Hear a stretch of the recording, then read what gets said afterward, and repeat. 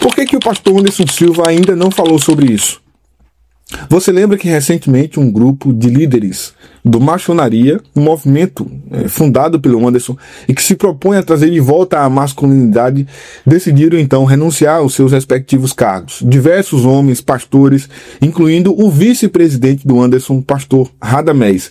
Ele fez uma nota, publicou uma nota dizendo do seu desligamento e também colocando ali os códigos que o Anderson Silva estaria descumprindo, os códigos de conduta do Maçonaria. Entre eles estava também a questão do homem ter palavra e do homem pagar suas dívidas em dia, cumprir e honrar com seus compromissos.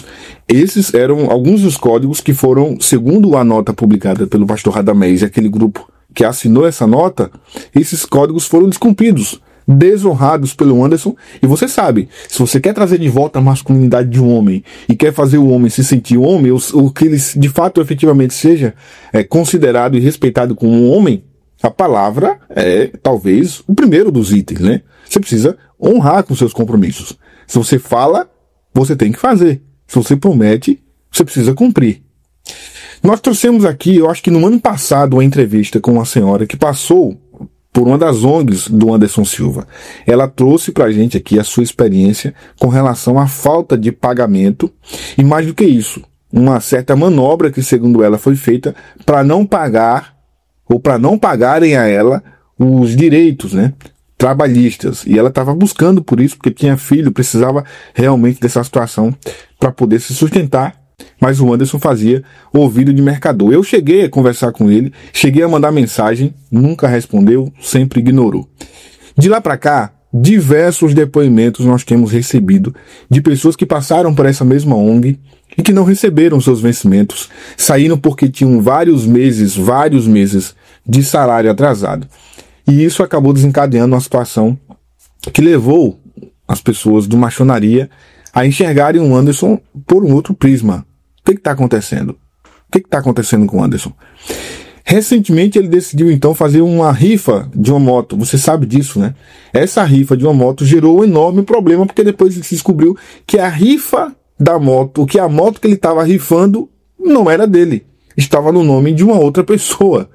Ele havia comprado a moto fiado, não quitou o pagamento da moto, e agora estava rifando a moto sem mesmo ter passado por nome dele. Os problemas envolvendo o Anderson Silva só crescem. Essa semana, depois dessa confusão toda por conta do Maçonaria, ele fez uma coisa que foi considerada, inclusive foi chamado de covarde, né, por um dos pastores da Igreja em Movimento, igreja que também tem o dedo do Anderson Silva, ou pelo menos até onde a gente sabe, o dedo na fundação dessa igreja lá no DF. Ele, depois que saiu do Maçonaria, deve estar acontecendo alguma coisa no bastidor que ele não teve coragem, a hombridade ainda de enfrentar e encarar de frente para falar para os seus seguidores o que está acontecendo. Mas os pastores da Igreja em Movimento se pronunciaram essa semana dizendo que ele teria retirado todos os logins, mudado todas as senhas dos perfis nas redes sociais. Uma coisa tão simples, uma coisa tão até baixa, né? Para alguém como o Anderson Silva está fazendo, mas ele parece-me que fez. A gente vai assistir agora o vídeo do pastor Radamés comentando sobre essa situação, lamentando porque não tem acesso ao perfil oficial da Igreja em Movimento, igreja que ele é pastor, e por essa razão parece que vão ter que criar outro perfil, porque o antigo pastor, leia-se Anderson Silva, teria mudado as senhas. Vamos acompanhar? Shalom, meus irmãos e irmãs, aqui é o pastor Rada passando para fazer um comunicado a todos vocês que nos acompanham no polo do Distrito Federal e aqui em São Paulo. Nos últimos dias enfrentamos uma situação delicada. O antigo administrador dos nossos perfis nas redes sociais retirou todo e qualquer acesso institucional, impossibilitando a continuidade de um trabalho que vínhamos realizando com fidelidade há mais de 3 anos. Isso nos entristeceu, mas não nos parou, porque a obra não é nossa, a missão não é pessoal. A Igreja em Movimento segue viva, firme e agora ainda mais convicta do seu chamado. Por isso, com zelo e transparência, apresentamos a vocês os nossos novos perfis, no Distrito Federal, @igem.df, e em São Paulo, @igem.sp. Siga, compartilhe, caminhe conosco. Precisamos de cada irmão reconectado, porque o mover do reino não para. Somos a Igreja em Movimento. E onde houver um coração sedento, uma família em ruína, um homem precisando de direção, nós estaremos lá. Em nome de Jesus, seguimos, sempre em movimento, sempre em prol do reino. Que Deus te abençoe e nos vemos nos novos perfis. Beijo no coração, fique com Deus e vamos adiante. Quem também falou sobre isso foi o pastor Johnny, também pastor da Igreja em Movimento, e ele faz até uma fala um pouco mais incisiva sobre isso. Olá, meus irmãos, graça e paz. Pastor Johnny passando aqui para fazer um comunicado à Igreja do Senhor Jesus, especificamente a Igreja em Movimento aqui no Distrito Federal e também a Igreja em Movimento em São Paulo. Hoje, lamentavelmente, nós fomos de forma desonrosa e covarde atacados no nosso perfil de Instagram. O antigo administrador, que se intitula pastor, com aspas bem grande, de forma inescrupulosa e desonrosa, completamente desrespeitosa, deslogou as nossas pessoas que estavam logadas no Instagram da igreja. Eu estava logado como pastor e a nossa equipe de mídia também estava logada. E ele, de forma muito covarde, nos deslogou do nosso perfil de Instagram. Bom, sair da igreja com problemas, igrejas que até mesmo ele participou da fundação, não é novidade. Isso aconteceu na Igreja Vivo por Ti, por onde ele também passou, ficou lá durante tanto tempo. Ele foi o fundador da igreja, né? Montou uma equipe e tudo mais, e o final foi trágico. Ele fez inclusive algumas lives recentemente, denunciando lá, ou detonando as pessoas que ficaram, contando a sua versão, dizendo que houve vários problemas com a liderança, que ele tinha que pregar fora para poder sustentar a igreja. Sempre a mesma desculpa. Agora, ele encontra também razões, né, para arrumar briga com a igreja que, pelo que eu tô vendo, ele tá saindo. Ele tá saindo. Mas, não foi só isso. Uma publicação feita nesse perfil aqui, me parece-me que é um perfil ligado ao Anderson, não sei se foi uma invasão ou o que quer que seja, publicou essa imagem aqui e fez essa nota, que a gente vai ler aqui agora, uma nota publicada nesse perfil, que, como eu disse, parece que é do Anderson. Até onde a gente sabe, alguém deve ter invadido o perfil para fazer essa publicação, que foi imediatamente retirada do ar, mas obviamente a gente teve acesso a esse print aqui. O Anderson precisa falar. Muitas coisas vieram à tona nos últimos tempos, e ignorar esses fatos seria compactuar com algo que pode estar ferindo pessoas, ministérios e princípios. Homens que caminharam com você por anos, líderes sérios, íntegros, decidiram romper em silêncio, não por vaidade, mas por consciência.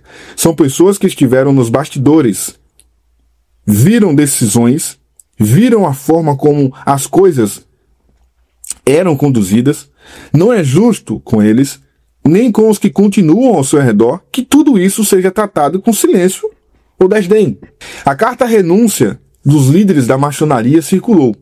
Você vai se posicionar? Vai trazer luz a essas questões? Ou continuar omitindo? Também quero entender, o que houve com a rifa da moto? Pessoas compraram. Pessoas confiaram. Contribuíram. E de repente, tudo foi apagado. E os funcionários? E os colaboradores que continuam sem receber? Por que os perfis das igrejas foram excluídos de um dia para o outro? Que tipo de liderança é essa que responde aos questionamentos com bloqueio ou silêncio? Modus operandi do Anderson. Anderson, ainda há quem confia em você, mas confiar não é idolatrar. Quem ama a verdade não foge do confronto. Esse silêncio está machucando pessoas, está afastando irmãos da fé. E está gerando vergonha pública. Você vai continuar sustentando esse silêncio? Ou vai finalmente responder com clareza, arrependimento, se necessário, e responsabilidade? Quem anda na luz não teme exposição. Agir com covardia com seus colegas, com seus companheiros, não pagar quem deve, por óbvio, seria talvez esse o primeiro princípio, né? Pague suas dívidas em dia. Como é que ele sobe um palco no altar para pregar isso, né? que um homem, um macho, tem que pagar as coisas em dia, se ele não paga? Impressionante. A quantidade de gente que o Anderson está devendo lá nessas obras sociais é impressionante, irmão. Então me diga uma coisa. Só porque a ONG faz um trabalho social bonito e importante, eu posso sacrificar então os funcionários que estão ali? Não, um funcionário tem que ter paciência, porque quem vai trabalhar em um ONG sabe como é que funciona. Nada disso, irmão. O funcionário que trabalha na ONG, ele também tem contas a pagar, irmão. Tem famílias a sustentar. Então o cara que tá trabalhando na ONG ali, pra ele tanto importa, do ponto de vista econômico pro bolso dele, se é uma ONG ou não. É claro que muita gente se dá muito bem com esse tipo de serviço, né? Tem um chamado para isso, mas essa pessoa precisa receber.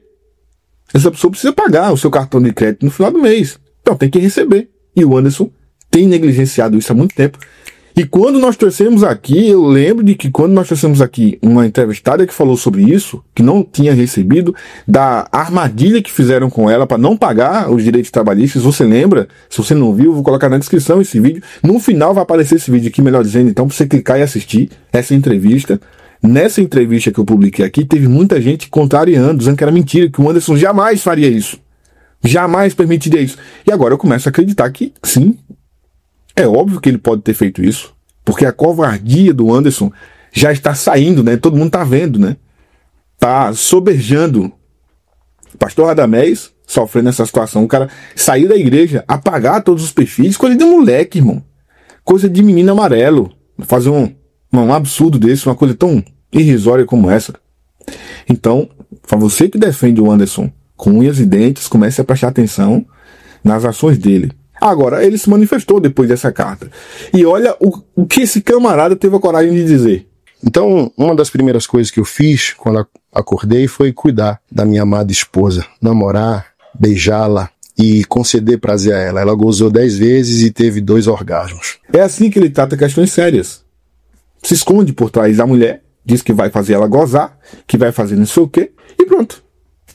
E você aplaude. É o início de mais uma fase de derrocada do Anderson Silva, porque ele, de novo, né, tá repetindo o ciclo. Tá repetindo o ciclo.